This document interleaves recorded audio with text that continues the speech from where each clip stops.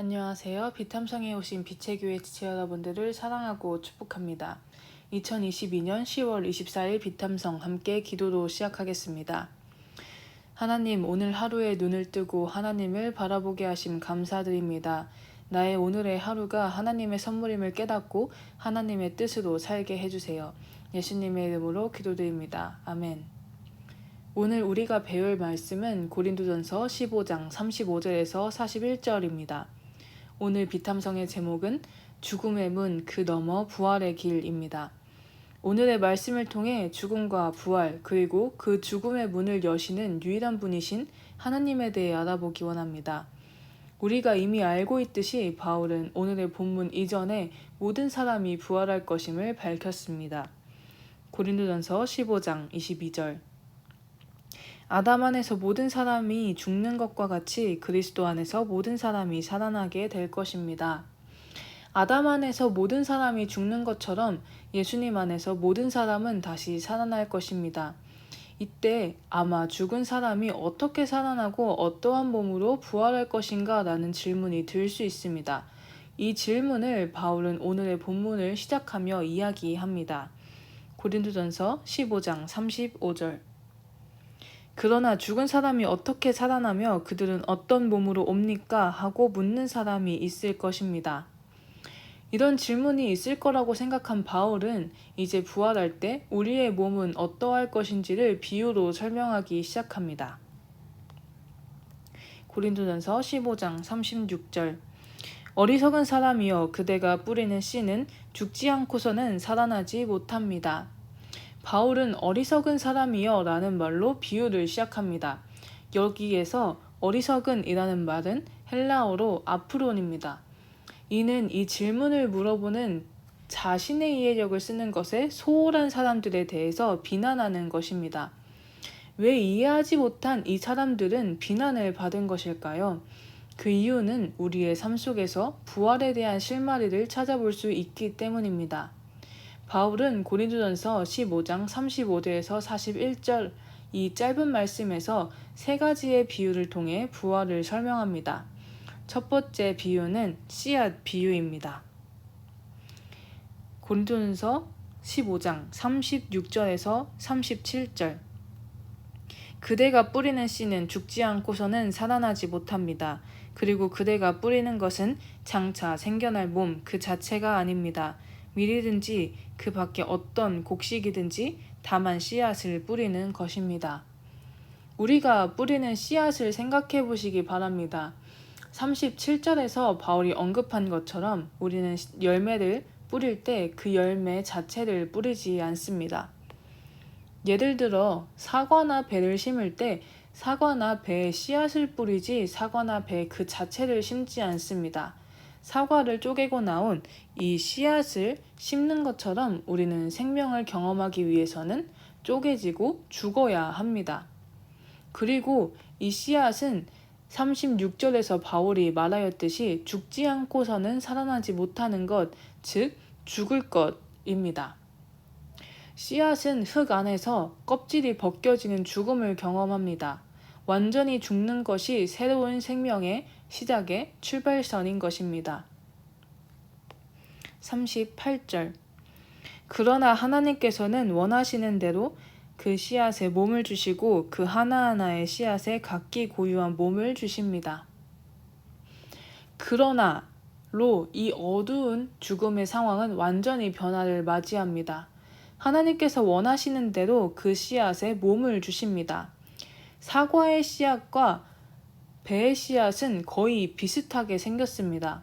그러나 이 씨앗에서 나온 열매는 매우 다릅니다. 하나님께서 하나하나의 씨앗에 고유한 몸을 주시는 것처럼 우리의 부활에도 우리에게 하나님께서 원하시는 대로 고유한 몸을 주실 것입니다. 바울은 이 고유한 몸을 설명하기 위해 두 번째 비유를 이야기합니다. 고린도전서 15장 39절 모든 살이 똑같은 살은 아닙니다. 사람의 살도 있고 짐승의 살도 있고 새의 살도 있고 물고기의 살도 있습니다. 사람의 살, 짐승의 살, 새의 살, 물고기의 살이 저마다 다른 것처럼 모든 살이 똑같은 살이 아닙니다. 이것처럼 하나님께서는 우리의 몸, 우리의 부활의 몸도 저마다 고유하게 다른 몸을 주실 것입니다. 또한 몸이 다른 것처럼 한 가지 더 다른 것이 있습니다. 이 다른 것을 바울은 해와 달과 별들을 통해 비유합니다. 고린도전서 15장 40절에서 41절. 하늘에 속한 몸이 있고 땅에 속한 몸도 있습니다. 하늘에 속한 몸들의 영광과 땅에 속한 몸들의 영광이 저마다 다릅니다. 해의 영광이 다르고 달의 영광이 다르고 별들의 영광이 다릅니다. 별마다 영광이 다릅니다. 우리의 부활의 몸이 다른 것처럼 우리의 부활의 영광도 저마다 고유하게 다릅니다. 마치 해와 달과 별들의 반짝임과 그 화려함 그리고 그 아름다움이 다른 것처럼 우리의 부활의 영광도 모두 다를 것입니다.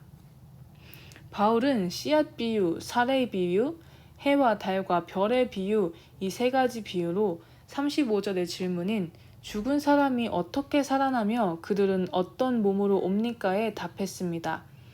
우리의 부활은 어떻게 일어나고 우리의 부활의 몸은 어떠할까요? 사람은 완전히 죽은 듯한 씨앗이 심겨지고 몸을 가지게 되는 것처럼 완전히 죽는 것으로 부활이 시작됩니다. 사람과 짐승, 새, 물고기가 모두 다른 것처럼 우리의 부활의 몸은 모두 다를 것입니다. 해와 달과 별의 영광이 다른 것처럼 우리의 영광도 다를 것입니다. 그리고 이 모든 것은 하나님께서 원하시는 대로 이루어질 것입니다. 우리의 부활의 과정 그리고 부활의 몸은 우리를 가장 잘 아시고 가장 사랑하시는 하나님에 의해 이루어집니다. 그 모든 과정들이 그 부활이 얼마나 아름다울까요? 우리 모두 부활을 기대하기 바랍니다.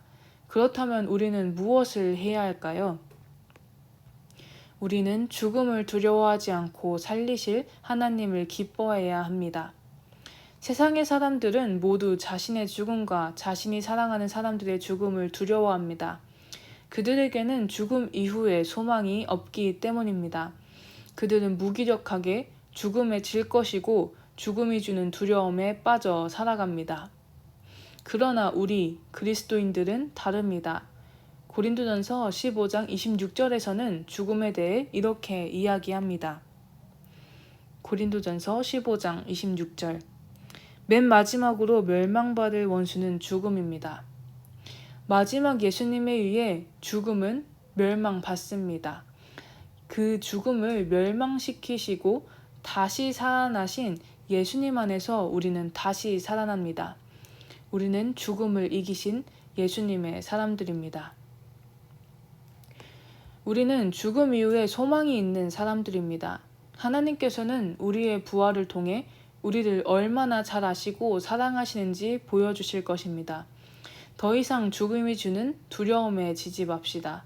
우리 모두 우리를 살리시고 부활을 통해 우리에게 크신 능력과 사랑을 보여주실 하나님을 기뻐하고 기대하는 우리가 되기를 원합니다. 오늘 라이프팀 카톡방에 이 말씀을 올리기 원하신다면 죽음을 두려워하지 않고 살리실 하나님을 기뻐하는 삶을 살겠습니다. 라고 올리시면 될 것 같습니다. 기도하심으로 비탐성을 마치겠습니다. 살아계신 하나님 감사합니다. 오늘의 말씀을 통해 우리의 죽음이 끝이 아니며 우리의 죽음이 새로운 생명의 시작과 하나님의 사랑의 보여짐임을 알게 하심에 감사합니다. 오늘 하루 살아갈 때에 죽음을 두려워하는 것이 아닌 하나님을 기뻐하는 삶을 살아가게 해주세요. 예수님의 이름으로 기도드립니다. 아멘.